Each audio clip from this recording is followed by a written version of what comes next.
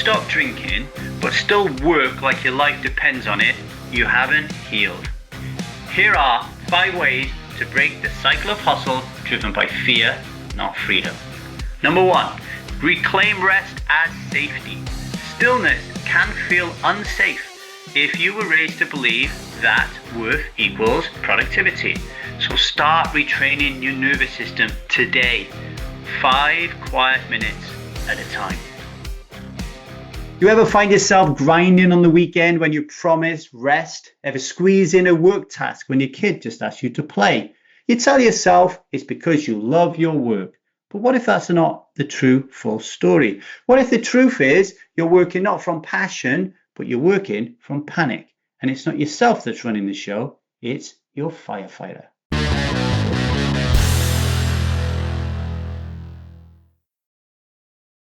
Hello, everybody. Welcome to the 1000 Days Sober podcast. My name is LeeDavy. I am not an alcoholic. I refuse to be anonymous. I am someone who lives a self-led life, alcohol-free as fuck, and I spend every waking moment of that life helping other people do the same, like right now. Today, I bring to you, my beautiful strivers, another episode of The Coach's Corner, where we take you behind the curtain in my coaching career, where I share with you the golden nuggets that come up during some of my sessions with my clients, who always remain anonymous as I tell them. But today is going to be a little bit different because I am not the coach. I am actually the client. So I am currently doing some internal family systems training with the Internal Family Systems Institute. And this week we were working on our firefighter parts. And I realized something about my firefighter parts for the first time. My work ethic, this constant drive to produce, to perform, to never stop. It isn't just discipline. It isn't just love for the job. It is actually a firefighter. Let me explain.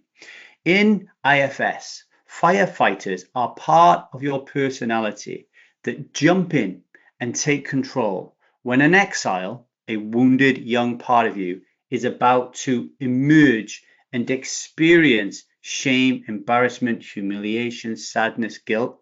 And the firefighter doesn't want that, so they swoop in to numb, to distract, or to do anything to avoid the pain. Now, for some people, a lot of people out there in this world, you strivers, and myself at one point in time, our firefighters would turn to alcohol.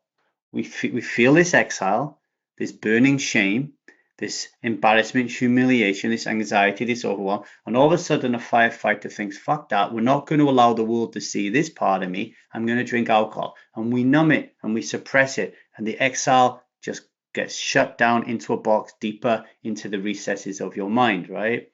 So for a lot of us, it's alcohol. But for others, it's not alcohol, right? It could be porn, it could be sugar, it could be gambling. And of course, when we stop drinking alcohol, it doesn't mean that our firefighter parts stop working to protect us, right? If we've not done the work that we do in IFS and the work we do at Strive, then the firefighter part that used to use alcohol to numb will just go for something else. And for me, I noticed doing this work this week that it is work. Now, I know that I've always had a problem with work, but sometimes, I don't know, you hear something and it's just the right time, the perfect storm, and the information clobbers you over the head with a sledgehammer. And that's really been working for me this week. And my story of how my firefighter came into being starts when I was 10 years of age. We moved from Manchester in England to Ogmore Vale in Wales. I live in Cardiff now. So we moved from England to Wales, right, when I was 10. And the move itself meant that as a family, we were skint. And that first Christmas we had there, my mum told me that she could only afford to buy each of us one present each. Now, as a parent now, I can love my mum for that, right? Because, you know, she didn't go into debt. This is the money she had, and it was only going to spread to one present each. But as a kid, come on. Like, Christmas is everything. You look forward to that day more than any other day in the year, right? And to wake up in the morning really excited to open all your presents and you only have one, and then you leave and you go around your friend's house and they've got black bags full of the stuff. It's really difficult. The memory was seared into my brain so much. I remember the game I had to this day. It was a game called Crossbow and Catapult. And I remember feeling crushed. I went to school, the kids were asking me what for Christmas, they were bragging about what they had, wearing what they had, and I felt completely and utterly humiliated, right? Because back then, as a young kid who just moved from Manchester to Wales, and I didn't really know that many people, I got my esteem from outside of myself. I lived an outside in life, right? Another example of a memory that brought this firefighter into being was when I needed some new trainers. And my mum took me to the shop to get new trainers. And I really wanted top of the range Nike or Adidas trainers because that's what everybody else at school had, right? And my mum could only afford these Gola trainers. And I was so angry at her. I was so ashamed. I just wanted to disappear, right? Because to go into school to wear those things, even if people didn't ridicule me, even if people didn't go, ha ha, look at those Golas, I just felt, even as a young boy, just so emasculated. So what happened was this firefighter part was born to protect that shame, to protect that emasculation, to protect that anxiety and that overwhelm. And you know what it did to start out? It started stealing. I would steal money from my parents. I remember I would go to my mate's house and wait for him to go to school. And when I was left in the front room on my own, if I saw a few coins hanging around, I used to take them. All right. And I didn't really do anything with them other than put it into the video machines on the way to school. But it was another way of belonging and fitting in because without me stealing, I didn't have that money to play the video games and all my friends did. It was just another form of Gola trainers, right? Because I believed at that time that nobody is going to look after me financially. I can't trust people to take care of me and give me money. So I have to figure this out myself. And at the time, as a young kid who can't earn money, I was thinking outside the box and I just started stealing, right? And this belief hardened into a firefighter part. And now I'm not a kid anymore. I'm an adult. I don't go around stealing anymore, by the way. But that firefighter, it doesn't reach for vodka or whiskey or pint of lager anymore. It reaches for Google Docs, email, strategy, productivity, podcasts, right? And whenever money feels tight, this part comes roaring in. Understanding your triggers when you're dealing with alcohol or any other habit or addiction or whatever you want to call it, understanding your triggers is pivotal. And I realize that this firefighter part shows up when money is tight. Ever since I left the railway and went into this freelance stroke entrepreneurial life, your money kind of goes up and down. It's like being a poker player. Sometimes you win, sometimes you lose, right? I mean, I actually tried to be a professional poker player one time and I couldn't do it because of the swings. And I think it's because my firefighter part couldn't handle it, right? So I've always, since I left the railway, I can feel completely different when there's more money in the bank versus when there's less money in the bank, right? And when there's less money in the bank, that is a trigger for sure that all of a sudden I get up, I work more, I skip rest. Zia can wait, Jude can wait. I just can't afford to stop. Liza can wait. It doesn't care if I'm with my kids or not. It doesn't care if I'm exhausted, right? The only thing that I can think about is safety, all right? And in this instance, financial safety. But there's also more to it than that, right? Because as a man, if suddenly this month I'm struggling a little bit, then all of a sudden, what kind of man am I? What kind of provider am I?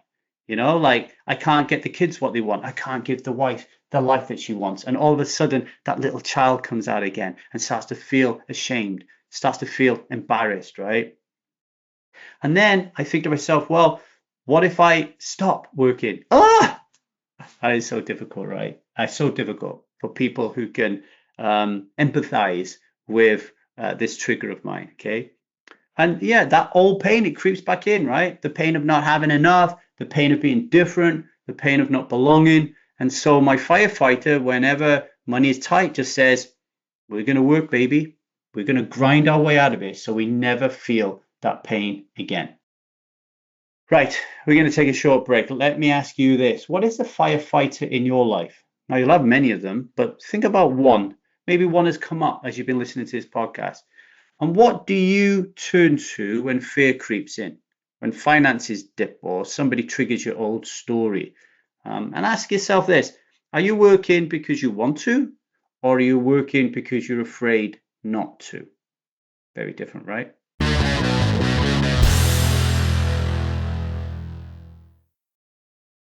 Welcome back to the 1000 Days Sober podcast, where today we are unpacking the high functioning firefighter I like to call the workhorse. Okay. And here's the part that, really shakes me up a little bit, if I'm being honest, doing this work, is I left the railway 15 years ago. So 15 years ago, I abandoned my monthly paycheck. So life back then was every month at a certain date, I'd get paid, right? And it would be the same all the time. I was a manager. You didn't work overtime. You just got the same amount of money. You could budget, you could plan, you knew what you was going to get. You had financial certainty, almost like a clock in and clock out predictability, right? But since then, since leaving the railway and deciding to make money in a different way through working as a writer, working as an interviewer, creating Strive, coaching, all different ways. When somebody says to me, what do you do for a living? It's really difficult for me to answer, because my money comes from multiple sources of income, right? But in those 15 years that I've been this kind of entrepreneur coach kind of guy, honestly, I can't remember a single week where I haven't worked. There's been holidays and vacations with my family, but even then I've worked. I've carved out time. Like let's say I go to Thailand on a holiday with a family, or I go to Korea with a family, or Japan. I'm still working. I just carve out time to be with a family out of my work time, right? It's crazy, right? So I realized that this firefighter has actually been living with me for 15 years. 15 years ago, I imagine the shock of leaving the railway and that consistent paycheck really destabilized my exile. Panic. Fuck, what are we going to do for money? What if we don't get the writing gig? What if we don't get the interview? What if Strive doesn't work, right? What if we fail? We'll have to go back to the railway. And that fear got the firefighter to come in and say, no, we will work our fucking nuts off. We will do everything we can in our power. We will outwork everybody. We will go into the poker industry. We will outwrite people. We will out interview people. We will do things. We'll do 3 times the work that somebody's doing. That's what it was like when I first joined the poker industry. And then with Strive, it's like, no, we'll build a course and we'll build it really quickly and we'll build it really effectively and we'll do better than everybody else, right? And you don't even know this is happening because as it's happening, society is patting you on the back for being a workhorse, right? You see your podcast numbers go up. People write you emails and say, oh my God, you're changing my life. You saved my life, right? Social media, people are commenting and liking. You're having coaching sessions with people and they're re-signing and they're thanking you and writing you testimonials. And nobody's really questioning the hustle. Nobody's telling you to stop. But here's the truth. Stopping is terrifying. Stillness, it still doesn't feel safe. Doing nothing doesn't feel neutral. It feels dangerous. Although in the last couple of years, I've been practicing this more and more and more because I recognize that when I just calm down, when I just chill the fuck out, my nervous system just kind of like chills out and self can come up, right? And it feels dangerous because my parts, they act, they fix, they protect. But self doesn't hustle, self holds. And that's why living a self-led life matters more than just being alcohol free as fuck, right? This is the unique selling point, the USP of Strive, right? When I first created Strive, I wanted to help people quit alcohol. When I quit alcohol, I then realized that shit like this was still going on. I realized that even though I wasn't drinking alcohol, I was still working my bollocks off and distancing myself and disconnecting myself from everybody else by doing that. I still realized that I was still watching pornography too much, right? And finding instant gratification in that way. I was binging on TV shows. I was eating too much sugar. I was parts activated and at my window of tolerance all the time. And so I realized that, holy shit, this isn't enough. I'm selling people a dud if I help them quit alcohol and I don't take them to the next phase. This is the work, right? The real work begins when you stop drinking.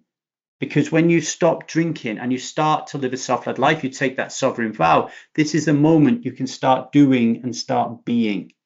And let me tell you something, strivers, it is the scariest thing that I've ever done. To sit with myself without reaching for a task, a goal, a solution, okay? Because that's where I meet the part of me that was humiliated that Christmas. That's where I meet the part of me who stole for his life because it mattered so much.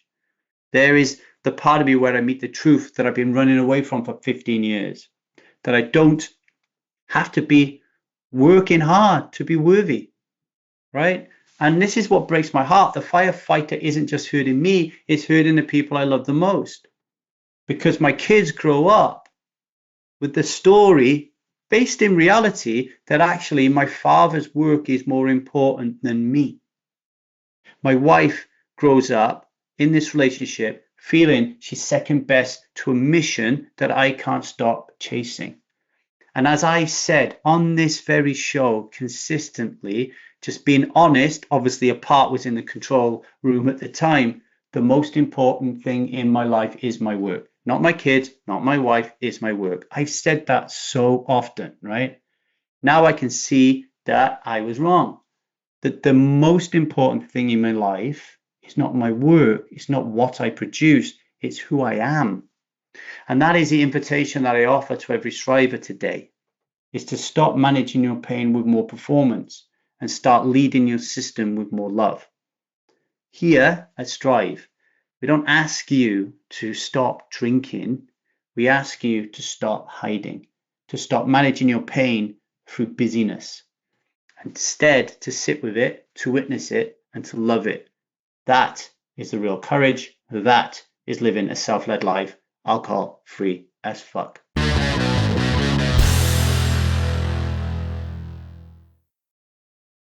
Okay, today's daily vow. Today I will not drink, even if I feel the pull to work harder. I vow to slow down and to listen, even when urgency creeps in. I vow to ask, what do I really need? I vow to stop confusing overworking with worthiness. Stillness isn't laziness, and presence isn't weakness. It's the bravest thing I can offer to myself and to the ones that I love. As you go about your wonderful day to day, ponder these reflections, please. What do you do when your shame, embarrassment, and humiliation bubbles up? Is there a part of you that thinks productivity equals safety? What are you afraid will happen if you stop? If this landed, please, please, please rate and review the show on the podcast player you're listening to. It really will help other strivers find this magical kingdom and find the help that they so desperately need. Please press the subscribe button because that also helps the algorithm tell people that this is worth listening to. And I hope you do think it's worth listening to. Okay. If you want to learn more about internal family systems, firefighters, exile, management parts, and how you can incorporate it into your daily life, then Strive Foundations is the good starting place for you. Okay, so of course I'm putting together 24 workshops in that bad boy. Email me, thestrivemethod@gmail.com. I'll let you know more about it. Okay, all right. Ready to take the sovereign vow with me today? Hand on your heart, on your belly, big deep breath.